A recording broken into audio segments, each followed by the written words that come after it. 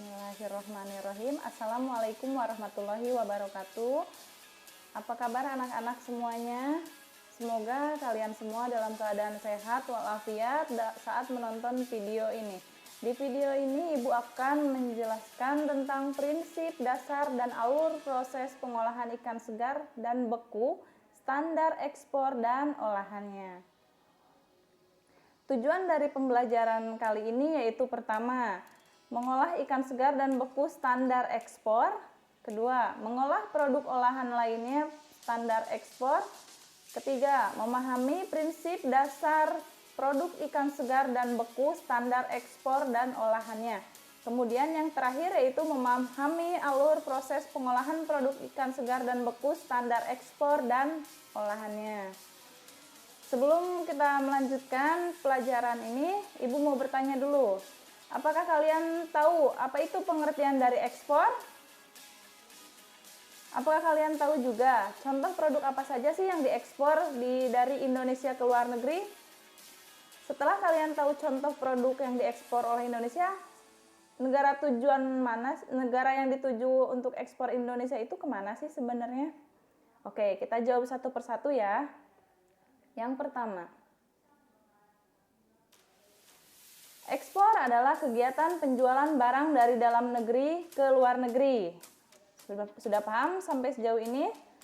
Kemudian untuk contoh produk yang diekspor Indonesia yaitu karet, tekstil, kelapa sawit, hasil hutan, kakao, dan hasil perikanan. Yang mana diantaranya yaitu ikan yang hidup, ikan hias, benih ikan, ikan segar, dan juga ikan beku serta olahannya.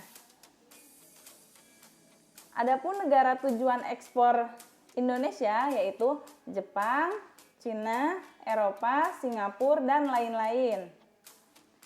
Nah, di sini yang Ibu bahas di sini jenis pengawetan dua ya, yaitu tentang suhu. Suhu yang digunakan pada pengawetan ada dua. Yang pertama suhu tinggi dan suhu rendah.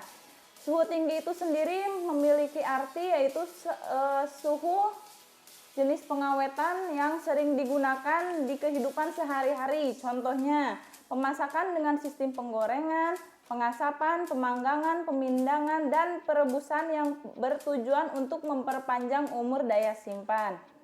Yang kedua, suhu rendah.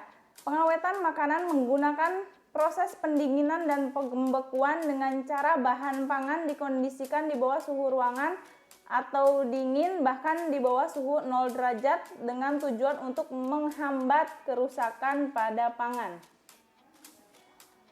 Pengawetan suhu tinggi mempunyai berbagai jenis. Yang pertama, blanching. Blanching dilakukan dengan pemanasan air atau uap pada kisaran di bawah 100 derajat Celcius selama 30 menit dengan tujuan: pertama, menonaktifkan enzim-enzim yang masih terkandung dalam bahan pangan. Kedua, membersihkan bahan pangan dari kotoran. Ketiga, mengurangi jumlah mikroba. Keempat, menghilangkan bau, flavor, dan lendir yang menempel pada bahan pangan. Biasanya blanching ini sangat cocok untuk produk sayuran dan juga buah-buahan ya. Yang kedua adalah pasteurisasi. Pasteurisasi dilakukan dengan suhu pemanasan di atas 60 derajat Celcius selama 30 menit. Keuntungan dari pasteurisasi sendiri yaitu tidak merusak gizi dan cita rasa ya pada bahan pangan. Kemudian, produk pasteurisasi harus dikombinasikan dengan cara lain, misalnya penyimpanan suhu rendah dan modifikasi kemasan agar dapat menambah daya awet. Yang terakhir untuk pengawetan suhu tinggi yaitu sterilisasi. Sterilisasi itu yaitu proses termal untuk mematikan semua mikroba beserta spora-spora yang sporanya sehingga produk menjadi steril. Suhu yang digunakan pada saat sterilisasi yaitu 121 derajat Celcius selama 15 menit. Biasanya produk bisa tahan 6 bulan sampai bisa lebih juga pada penyimpanan suhu ruang. Adapun contoh dari produk sterilisasi yaitu tuna kaleng, sarden kaleng, makarel, kornet, dan juga buah dalam kaleng. Nah, tadi kita sudah membahas pengawetan dengan suhu tinggi. Sekarang Ibu akan membahas tentang pengawetan dengan suhu rendah. Di antaranya ada pendinginan. Pendinginan sendiri yaitu penyimpanan bahan pangan dengan suhu rata-rata yang digunakan masih di atas titik beku. Kisaran suhu yang digunakan yaitu -1 sampai dengan 4 derajat Celcius. Banyak digunakan di rumahan dan bisa mengawetkan bahan pangan selama beberapa hari ke depan. Dan yang kedua, pengawetan dengan cara pembekuan, yaitu penyimpanan bahan pangan dengan suhu rata-rata yang digunakan masih di bawah titik beku. Kisaran suhu yang digunakan yaitu -18 derajat Celcius. Mengawetkan beberapa bulan sampai ada yang juga bisa nyampe bertahun-tahun saat disimpan. Pembekuan sendiri memiliki berbagai jenis alat pembekuan. Di antaranya, pertama, air blast freezing, yaitu dengan cara pembekuan dengan menyemburkan udara dingin di dalam ruangan pendingin. Suhunya bisa mencapai -40 derajat Celcius. Waktu pembekuannya bisa mencapai 8 sampai 12 jam. Bentuk dan ukuran produk bisa bebas ya, tidak terpaku dengan semacam jenis. Yang kedua adalah kontak plate freezing. Kontak plate freezing sendiri, dia pembekuannya dengan cara menggunakan media plat kontak yang langsung dengan produk. Suhu yang digunakan yaitu -30 derajat Celcius sampai -40 derajat Celcius. Waktu pembekuannya sendiri lebih cepat dari air blast freezing, yaitu 3 sampai 4 jam. Nah, kalau tadi di air blast freezing bentuknya boleh bebas dan ukurannya boleh bebas, kalau di CPF bentuk produk harus seukuran karena nantinya bakalan berbentuk blok. Kemudian yang ketiga yaitu individually quick freezing. Pembekuan yang menjadi salah satu yang dilakukan dengan cara produk dilewatkan pada mesin pendingin menggunakan belt conveyor. Kemudian produk disembur menggunakan udara dingin. Suhu yang biasa digunakan yaitu -30 derajat Celcius sampai dengan -40 derajat Celcius. Kemudian waktu untuk lama pembekuannya 5 sampai 10 menit. Individually quick freezing ini lebih cepat pembekuannya dibanding ABF dan IQF dan CPF ya. Kemudian ada juga pembekuan dengan brine freezing.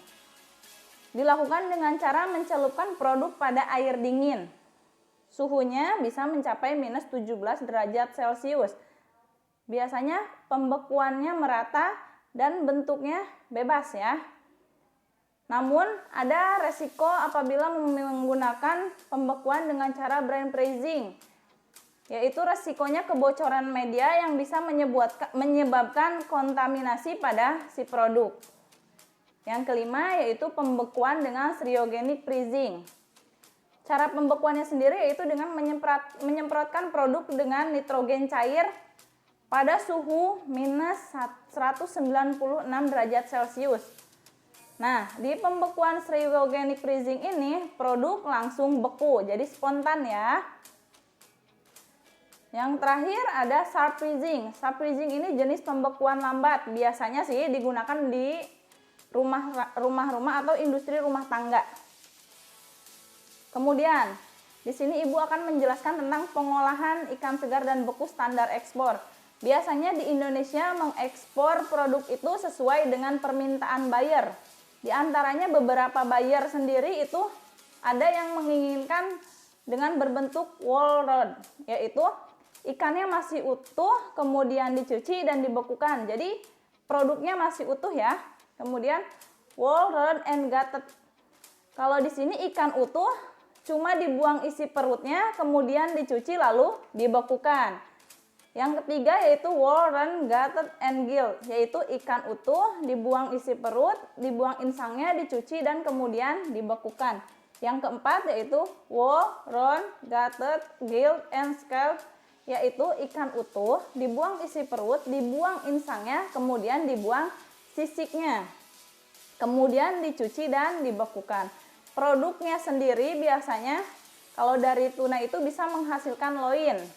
Kemudian dari produk ikan lain biasanya menghasilkan skinless fillet atau fillet tanpa kulit. Ada juga skin on fillet, yaitu fillet dengan atau si kulit masih melekat pada daging ikan. Kemudian adapun alur proses pengolahan ikan segar dan beku. Pertama, penerimaan bahan baku. Biasanya bahan baku didapatkan dari supplier langsung ya. Ada yang dari tambak, ada yang langsung dari pantai atau laut ya, dari nelayan. Kemudian ikan ditimbang sampai dengan batas yang ditentukan. Setelah itu, setelah ditimbang, ikan dicuci dengan air mengalir bersih ya, dengan tetap mempertahankan suhu dingin. Kemudian ikan dipotong kepalanya, dibuang sisiknya, dibuang isi perutnya. Setelah itu kemudian ikan difilet ya. Difilet, setelah difilet dipisahkan dari kulit, biasanya disebut juga dengan skinning. Setelah itu, setelah di skinning, ikan dipotong, lalu kemudian potongan tersebut dirapikan atau di trimming. Setelah di trimming biasanya ditimbang per piece. Setelah itu dibungkus, kemudian pembekuan. Setelah pembekuan dilakukan penggelasan dengan cara mencelupkan si daging yang telah dibekukan ke dalam larutan air dingin, dengan maksud agar si produk mengkilat dan bagus untuk penampilannya. Setelah itu pengepakan dan pelabelan, kemudian penyimpanan. Berikut adalah hasil produk ikan tuna di sini ya. Biasanya ikan tuna dibuat loin, kemudian dibuat tuna, selain itu juga dibuat saku.